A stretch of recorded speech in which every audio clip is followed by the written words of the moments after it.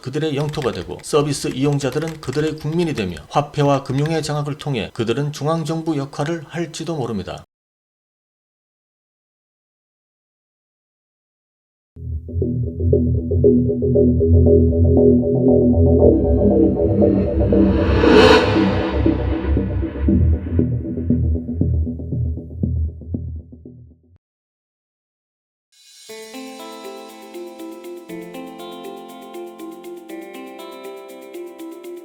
코인베이스는 최초로 나스닥에 상장된 암호화폐 거래소입니다. 코인베이스는 센터에서 개발한 서클과 협력하여 US 달러 코인 USDC를 발행하였습니다. USDC는 미국 달러와 1:1 비율로 이루어져 있으며 미국 송금법 안에서 운영됩니다. 또 현재 USDC를 발행하고 있는 서클과 코인베이스 두 회사는 미국 금융규제기관 핀센의 머니 서비스 비즈니스로 등록 및 허가가 되어 있습니다. 이는 회계장부가 공개되어 있으며 평판이 좋은 금융규제기관으로부터 검사를 받고 있음을 보여줍니다. 코인베이스가 나스닥에 상장을 할 수 있었던 이유는 구성원의 3분의 1이 규정 준수 책임자이고 기술에 대한 투자와는 별개로 합법적 규제를 준수하기 위해 가장 많은 돈을 지출한 만큼 철저한 규제 준수에 있었습니다. 규제 당국이 리브라 프로젝트에서 가장 우려했던 부분은 리브라가 통제받지 않을 가능성이었습니다. 그러나 철저한 규제 준수로 나스닥 상장에 성공했던 코인베이스가 리브라에서부터 현재 DM에 이르기까지 연합의 일원으로 꾸준히 참여해 오고 있다는 점을 주목할 필요가 있습니다. 통제받을 수 없는 가능성의 리브라와 철저한 규제 준수의 코인베이스는 물과 기름처럼 공존할 수 없어 보이나 우리는 코인베이스의 꾸준한 참여에서 페이스북의 본래 목적을 유추할 수 있습니다. 리브라가 내세웠던 글로벌 단일 통화는 분명히 규제 당국에 대한 도전이었습니다. 리브라 프로젝트를 기획한 당시에도 분명히 규제 당국의 반발을 예상했을지 모릅니다. 대부분의 협상의 경우 목표치를 그대로 제시하지 않습니다. 오히려 처음에는 목표치보다 무리한 수준을 먼저 제시하게 됩니다. 그 다음 양보하는 자세를 취하며 내가 원하는 협상의 결과를 이끌어냅니다. 이것이 기본적인 협상 전략입니다. 리브라에서 DM까지 페이스북의 본래 목표는 자신들이 가진 강력한 플랫폼에서 사용되는 효율적인 통화가 목표일 수 있습니다.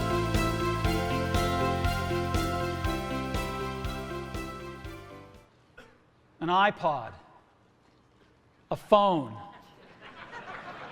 and an internet communicator. These are not three separate devices. This is one device. And we are calling it iPhone.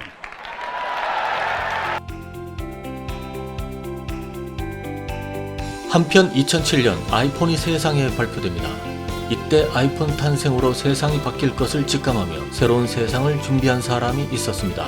바로 카카오의 김범수 의장입니다. 카카오톡은 2010년 3월에 세상에 최초로 공개되었습니다. 사람들은 카카오톡이 제공하는 무료 메시지 서비스에 열광하며 단기간에 1천만 명의 서비스 이용자를 모으게 되고 지금은 대한민국 거의 모든 사람이 사용하고 있는 메신저 서비스가 되었습니다. 카카오톡은 무료 메신저를 제공하며 많은 이용자를 유입시켰고 많은 이용자들을 바탕으로 수익 구조를 다각화하며 카카오의 생태계를 확장해 나갔습니다. 생태계의 확장은 카카오뱅크라는 카카오의 은행업 진출까지 이어졌고 카카오뱅크와 연동한 카카오페이 서비스를 만들어 카카오의 플랫폼 안에서 증권과 펀드에 손쉽게 투자할 수 있게 했습니다. 그리고 AI를 도입하여 사용자에게 맞춤 금융상품을 추천하도록 하고 있습니다. 블록체인 시장에서도 카카오의 움직임은 뚜렷합니다. 카카오는 업비트를 서비스하는 두나무의 초기 투자자로 참여하여 현재는 두나무와의 관계 기업으로 분류되어 있을 만큼 블록체인에 관심이 많은 기업이고 지속적인 암호화폐에 대한 투자는 클레이튼과 같은 암호화폐 발행으로 이어졌습니다. 카카오는 자신의 플랫폼을 기존의 금융업까지 확장하여 서비스를 한 것처럼 암호화폐를 이용한 새로운 방식의 금융 서비스를 준비하여 자신들의 플랫폼을 더욱 확장할 준비를 하고 있을 것입니다. 그러나 카카오는 작은 골목대장에 불과합니다. 진정한 플랫폼 공룡은 바로 페이스북입니다. 우리가 페이스북을 진정한 플랫폼 공룡이라 부르는 이유는 페이스북이 인수한 회사들을 보면 알 수 있습니다. 페이스북은 대표적으로 2012년 인스타그램을 인수, 2013년 왓츠앱을 인수, 2014년에는 오큘러스를 인수하였습니다. 특히 인스타그램과 왓츠앱 확보를 통해 페이스북의 거대한 SNS 제국을 건설하는 데 성공하였습니다. 월간 사용자 통계를 보면 페이스북 27억 명, 인스타그램 10억 명, 왓츠앱 20억 명으로 해당 플랫폼 이용자의 합은 57억 명입니다. 2019년 말 기준 세계 인구 77억 명 중 보수적으로 계산해도 세계 인구의 3분의 1 이상은 페이스북 산하 플랫폼을 쓰고 있습니다. 이처럼 페이스북은 세계 최대 SNS 플랫폼을 가지고 있습니다. 그들이 가진 강력한 무기는 페이스북이 확보한 세계 최대 규모의 이용자들과 그들이 업로드하는 수많은 개인정보들입니다. 페이스북의 왓츠앱과 페이스북 메신저는 전 세계에서 가장 많이 사용되는 메신저입니다. 카카오가 많은 이용자를 바탕으로 금융업에까지 진출한 것처럼 국적을 초월하여 전 세계의 절대 다수의 이용자를 확보한 페이스북의 SNS와 메신저 플랫폼은 앞으로 다가올 새로운 금융시장의 핵심 플랫폼이 될 수 있습니다. 간단한 업데이트로 그들의 메신저에서 블록체인 기술을 통한 송금과 결제가 가능해지기 때문입니다.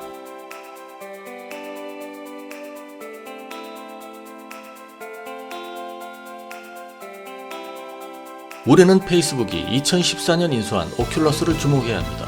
오큘러스는 가상현실 연구의 대표적인 기업으로 VR 헤드셋과 같은 장비와 VR 게임과 같은 서비스를 제공하고 있습니다. 페이스북은 오큘러스 인수 후에도 지속적으로 가상현실에 대한 투자를 하고 있는데 지금은 흥미 위주의 가상현실 게임 제공이 오큘러스의 주된 서비스이지만 오큘러스에 대한 투자의 진정한 목적은 다가올 메타버스 세상의 플랫폼 선정입니다. 메타버스는 추상을 의미하는 메타와 현실 세계를 의미하는 유니버스의 합성으로 3차원 가상 세계를 의미하며 기존의 가상현실이라는 용어보다 진보된 개념입니다. 오큘러스의 기술과 하드웨어가 발달하여 가상현실이 진짜 현실을 대체할 수 있는 시기가 오면 사진과 동영상, 글을 이용하여 소통하는 기존의 SNS 메신저를 넘어 가상세계에서 현실처럼 대화하며 소통하는 새로운 개념의 SNS 플랫폼으로 확장될 것입니다. 결국 오큘러스는 페이스북과 인스타그램을 잇는 새로운 소셜미디어 네트워크 플랫폼인 것입니다. 페이스북의 이런 투자는 굉장히 미래 전략적인 선택이며 메타버스 플랫폼 선점을 통해 현실에 기반한 자신들의 플랫폼 장악력을 가상현실에서까지 유지하기 위함입니다. 어쩌면 플랫폼 장악력을 유지한 페이스북의 메타버스 세상 안에서 자신들이 주도한 DM을 통화로 사용할 계획일지도 모릅니다.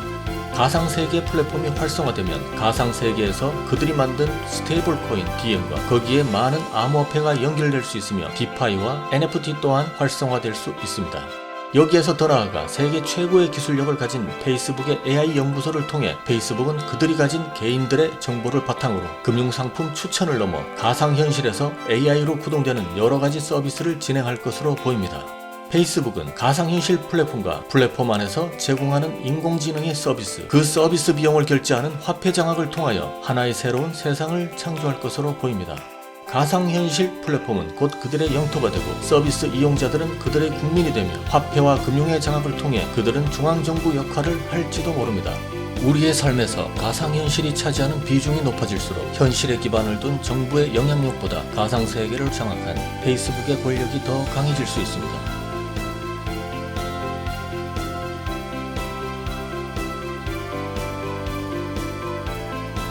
4차 산업혁명의 정의는 정보통신 기술의 융합으로 이루어지는 차세대 산업혁명으로 초연결, 초지능, 초융합이 핵심입니다. 결국 융합과 연결을 하는 지능을 뜻합니다. 다음 세상을 이루는 4차 산업혁명의 융합과 연결의 가장 중요한 무기가 바로 메신저를 포함한 SNS 플랫폼입니다. 아이디와 이메일로 로그인하는 시대에 메신저는 모든 지구의 인간들을 초연결, 초융합할 수 있는 강력한 무기입니다.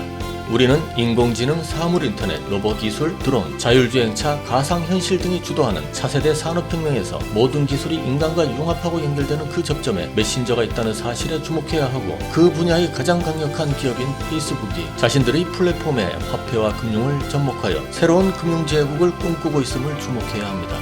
실제로 페이스북은 꾸준히 메신저의 기능을 업데이트하고 있습니다. 2015년 페이스북 메신저에 송금 기능을 추가하여 서비스를 시작하였고 2017년에는 비용 분납, 단체 선물 등의 유용한 그룹 송금 기능을 업데이트하였습니다. 2018년에는 왓츠앱의 왓츠앱 페이먼트 기능을 송금 기능으로 추가하였고 2020년 1월에는 인스타그램, 왓츠앱과 같은 페이스북 산하의 기업들에 공통으로 적용할 수 있는 페이스북 페이 기능을 업데이트하였습니다.